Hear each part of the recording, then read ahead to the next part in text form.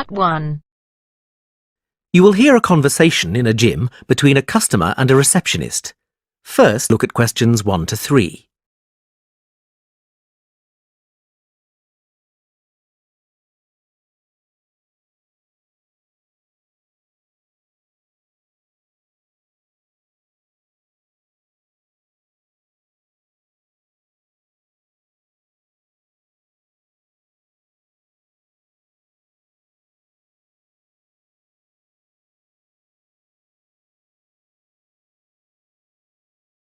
Now we shall begin. You should answer the questions as you listen, because you will not hear the recording a second time. Listen carefully and answer questions 1 to 3. Hello, and welcome to Smith's Gym. Hi there. I'd like to become a member. Yes, of course. We just need to fill out a couple of forms and then I can show you around the gym. That would be great. Let's start with the membership form. Can I have your name, please? Yes, sure. Brad Simmons. Is that Simmons with a D or without? Without. SIMMONS.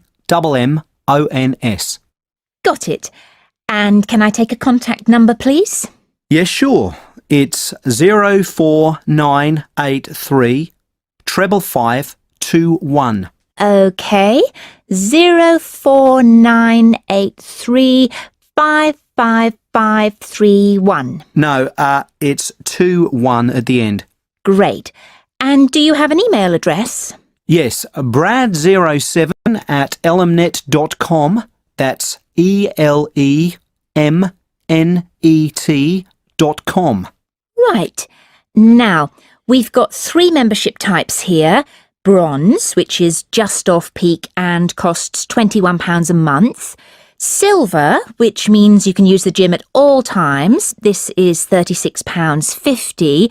Or for just £5 more, you can get a gold membership, which gives you free access to the squash and tennis courts and all classes. For now, I think I'll just take the silver. That's fine, sir. That'll be £36.50 a month. Great. When can I start? Well, you'll need to have an induction first. We have spaces at 2:30, 4:45 and 8:15 tomorrow. Would any of these be suitable? I can't do tomorrow. Do you have anything for Saturday? Is that the 12th of November?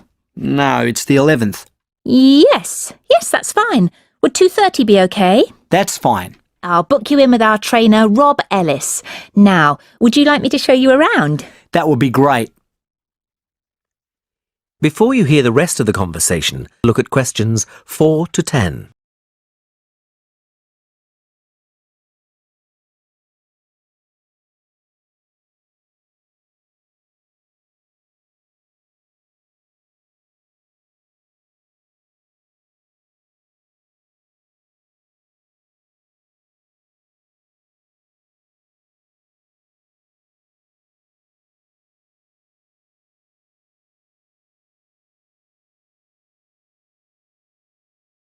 Now listen and answer questions 4 to 10.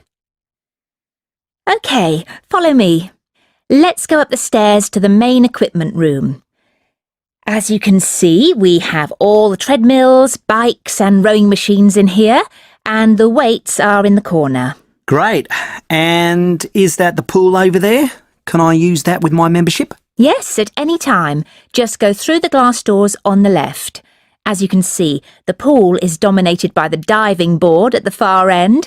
It's impressively tall.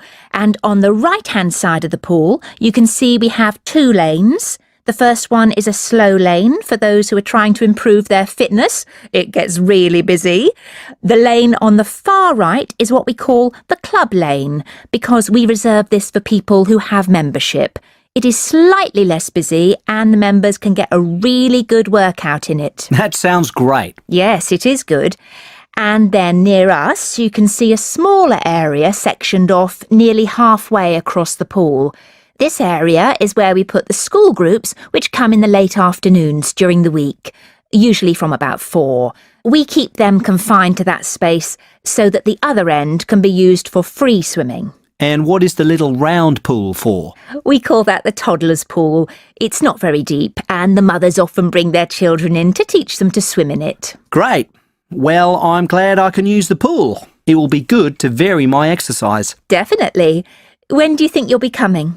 Most likely in the evenings. I'd like to come on Saturdays, but I often work then, so I think I'll have to miss that day and then come on Sundays. Oh, so you'll be a regular visitor? That's great news. Can I ask why you chose Smith's Gym? Well, actually, the television advert prompted me to join. It makes exercising look so much fun. I always thought going to the gym would be monotonous. No, not at all. It can be a lot of fun. My aim is to reach my optimum fitness. At the moment, I think I'm a bit unhealthy, so I'd like to change that. Well, give it some time and I'm sure you will. Now, shall we go back and complete the payment details?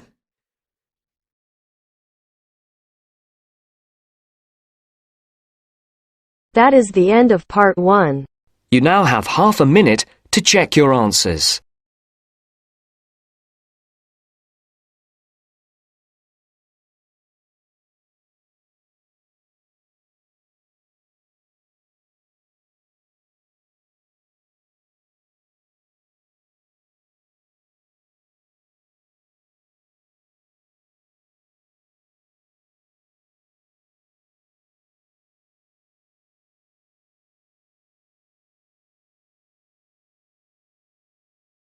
Now turns to part 2. Part 2. You will hear a tutor giving students a tour of a self-access centre. First, you have some time to look at questions 11 to 16.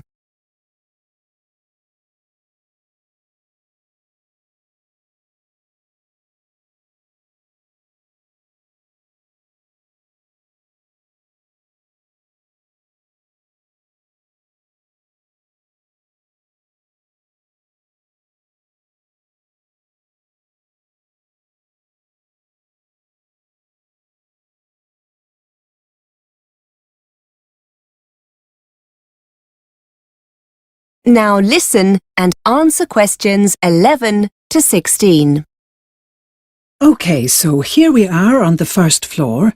The self-access centre is just along here on the left. This room's very popular with students and can get quite busy. When it's quiet, you can come here as often as you want, but if there's a lot of demand, such as coming up to exam time, we have to limit sessions to make sure everyone gets a chance to use the resources. If you'd like to follow me in. So, here we are. As you can see, it's a lovely bright room with lots of resources to help you with your English studies. Over there against the wall, we have a row of internet-connected computers. As you can imagine, these get taken very quickly with students wanting to check their email, Facebook, that kind of thing.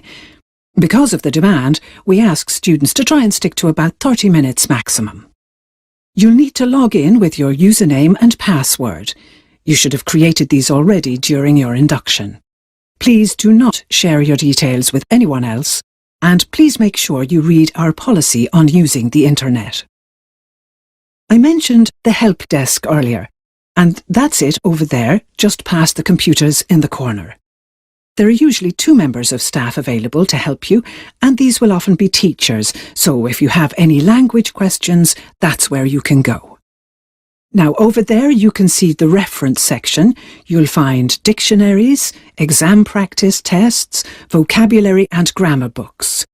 I should point out that these books are for reference only, and we don't offer a loan service. We are allowed to make photocopies of 1 or 2 pages, so if there's an exercise you need a copy of, ask the staff to help. Now, these computers on the oval table here, they're our high-spec PCs. You'll find programs to help you with your English, but also opportunities to practice other languages, such as Spanish, Chinese, German, several languages in fact. Some of them require a CD-ROM. You can collect them from the help desk. By the way, there's no internet connection on these computers, nor any office software for the time being. If you want to do any word processing, you'll need to use one of the laptops we keep for this purpose. Again, see the staff if you need one of these. Before you hear the rest of the tour, you have some time to look at questions 17 to 20.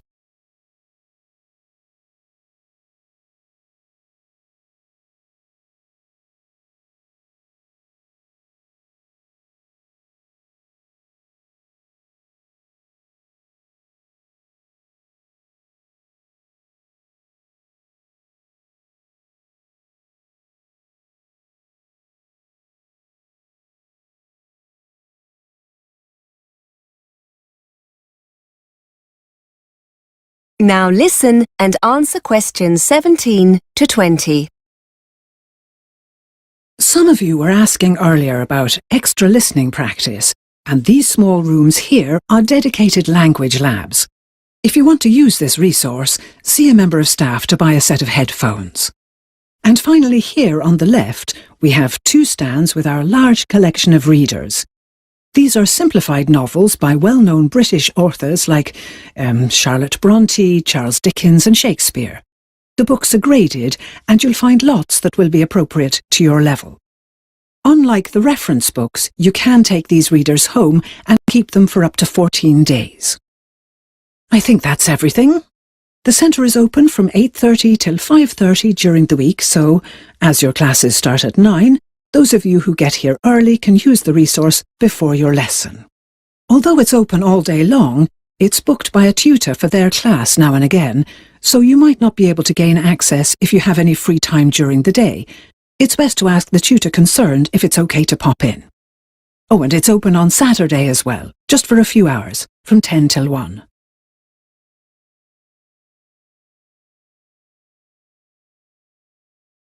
That is the end of part 2.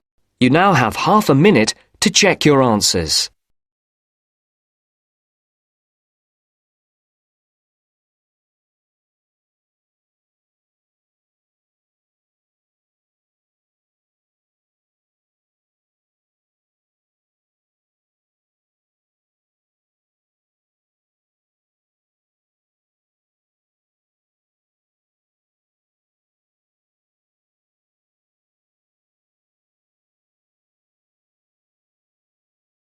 Now turns to part 3.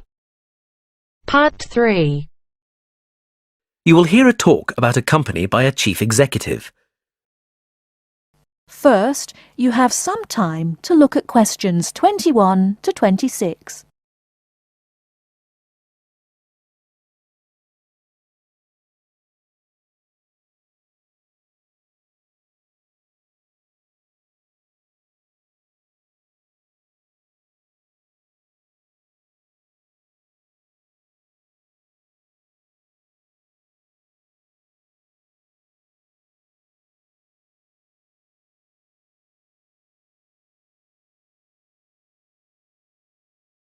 Now listen carefully and answer questions 21 to 26.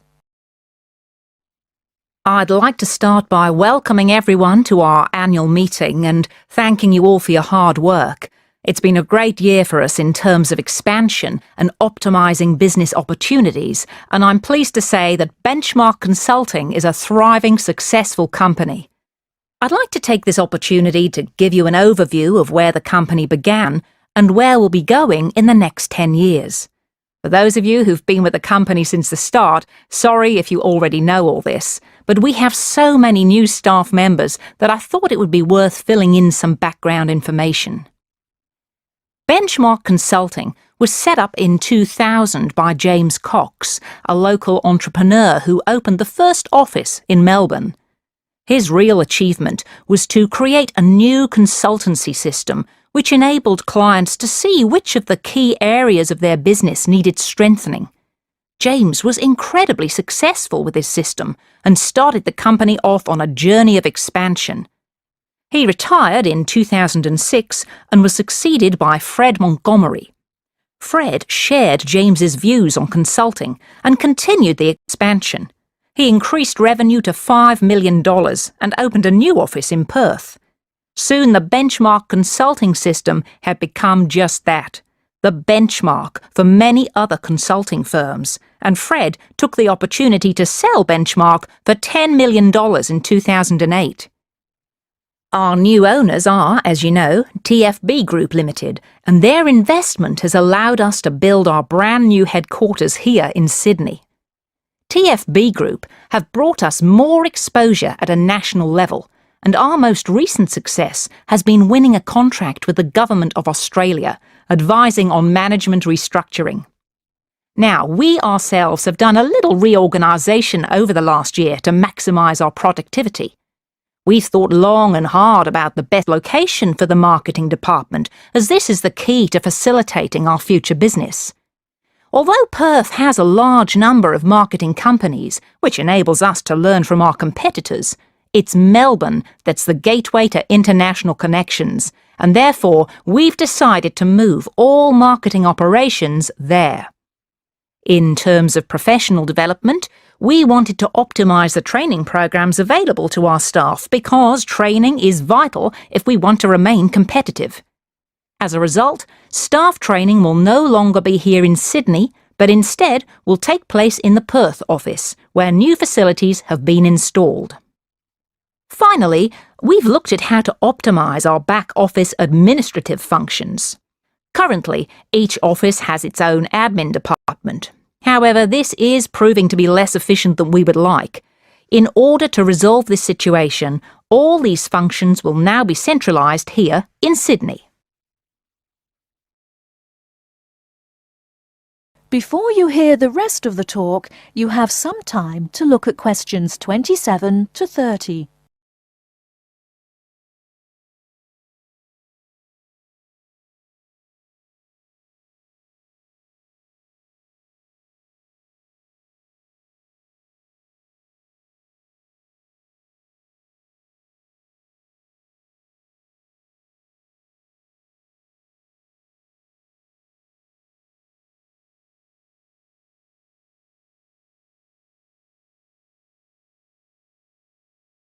Now listen and answer questions 27 to 30.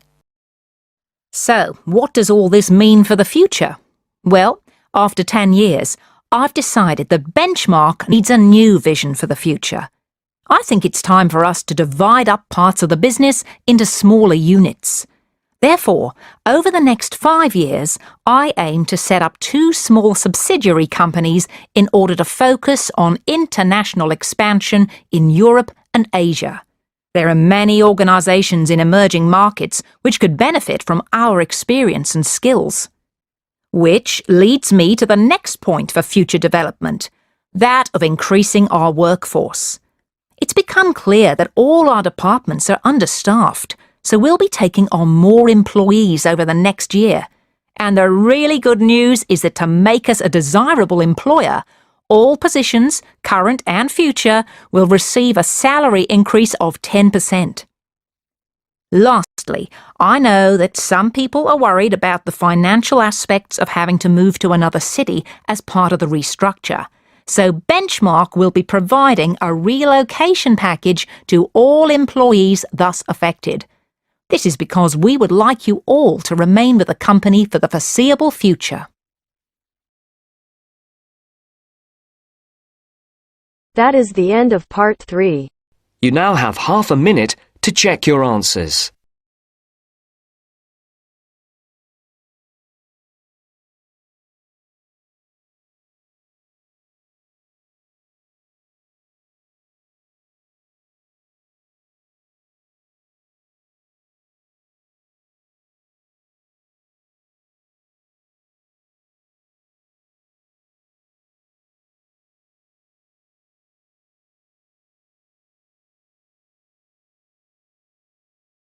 Now turns to part 4.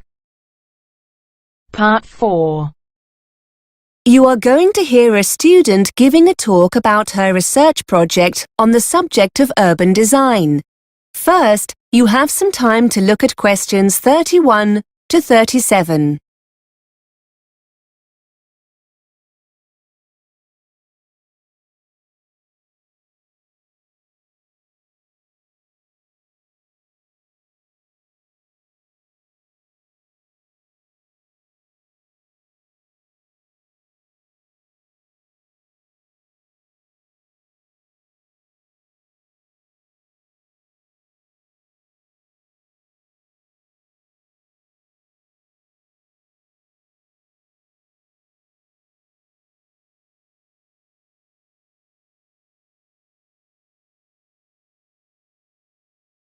Now listen and answer questions 31 to 37. OK, everyone. This week it's the turn of Carol to talk about the progress of her research project. Over to you, Carol. Thanks. Yes, hello everybody. I'm going to talk about something called shared space, and the research I'm in the process of carrying out into people's attitudes to this, as it might affect them in their local community. First, I'd best explain what shared space is. In essence, shared space is an approach to urban design that attempts to open up main street junctions more to pedestrians by reducing the dominance of motor vehicles. It's a form of planning associated with a Dutch road traffic engineer called Hans Monderman, who believed that by sharing the space available, drivers become more aware of pedestrians and drive more carefully. Pedestrians are able to move more freely in this shared space, and the number of accidents is reduced. Shared space design is usually employed in urban centers where pedestrians congregate, such as in shopping areas. It usually results in demarcations between vehicle traffic and pedestrians being reduced or removed altogether. This includes features like curbs, road surface markings, and traffic signs. There are many examples of shared space in operation abroad and in the UK, for example in Kensington High Street in London and Giles Circus in Ipswich. In addition to a decline in accidents, those in favor of shared space also claim additional benefits such as a reduction in unsightly street furniture, like signs and metal guardrails, which can be replaced with more trees, planters, seating areas, and other aesthetic improvements determined by local people. With these urban centers easier to get around in, supporters claim that people are more inclined to shop there, and as a consequence, the center can become a more thriving area for local people and businesses. Here are some before and after photographs of shared space developments to give you an idea of what it looks like. Despite all its advantages, shared space is opposed by various interest groups. Some motorist organizations claim that the system means drivers lose important information through the reduction of signage. Those representing blind people argue that removing features such as curbs, railings, and barriers between pavements and roads takes away familiar support and means this group of people cannot negotiate their way as easily as other road users. Cyclist representatives have also criticized some aspects of the scheme, arguing that, despite benefits, some cyclists feel more bullied by motorists and consequently less safe. Supporters of shared space themselves also point out that a lack of experience and understanding of shared space by planners can lead to negative experiences for all these groups. Before you hear more of the talk, you have some time to look at questions 38 to 40.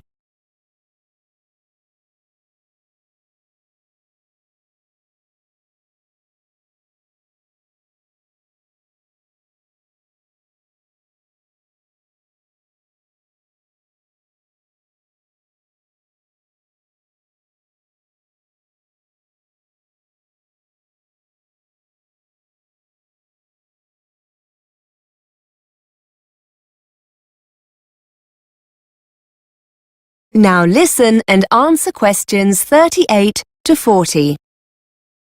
To carry out my research, I approached a local campaigning group in my area who were interested in adopting shared space in our local shopping center.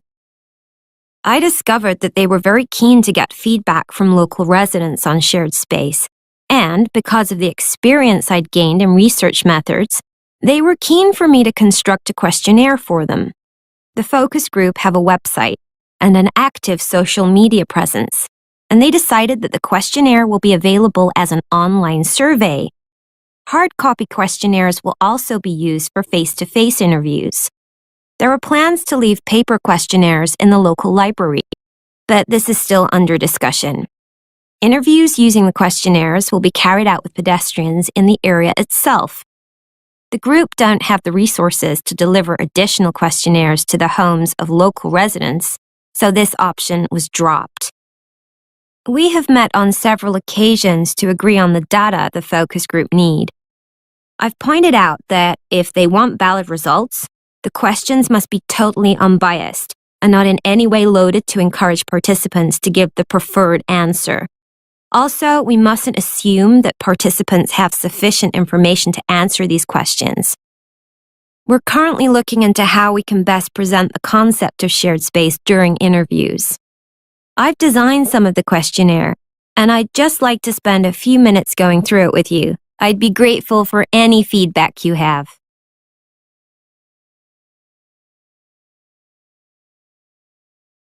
That is the end of part 4. You now have half a minute to check your answers.